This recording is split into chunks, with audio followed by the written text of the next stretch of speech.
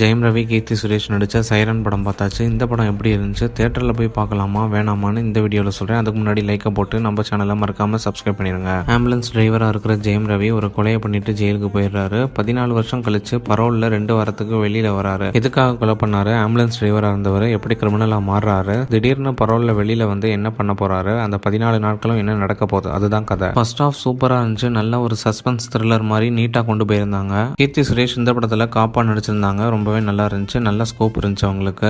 Jayam Ravi and Keerthi சுரேஷோட combinations நல்லா இருந்துச்சு. Gate and mouse chase மாதிரி அவங்களோட கிளாஷ் நல்லா இருந்துச்சு பார்க்க. படம் ட்ரையா போயிடக்கூடாதுன்னு யோகி பாபுவை ஜெயம் ரவியோட ஷேடோ போலீஸா போட்டிருந்தாங்க. அவங்களோட காம்பினேஷன்ஸுமே நல்லா இருந்துச்சு. ஆனா செகண்ட் ஹாஃப் ஓகேவா தான் போச்சு. ஆம்புலன்ஸ் டிரைவரா புது ரோல்ல ஜெயம் ரவி பண்ணியிருந்தாலுமே செகண்ட் ஹாஃப் ஃபுல்லாவே ப்ரெடிக்டபிள் ஆகும், ஆஸ் யூஷுவல் கதையாகவும் முடிஞ்சிருச்சு. என்னோட ரேட்டிங் இந்த படத்துக்கு 3 out of 5. உங்களுக்கு போர் அடிக்குது அண்ட் இந்த வாரம் ரிலீசஸ்ல நான் ஸ்ட்ரெயிட் தமிழ் படம் தான் தியேட்டர்ல பார்ப்பேன்னு நினைக்கிறவங்களுக்கு இந்த படம் போய் பார்க்கலாம்.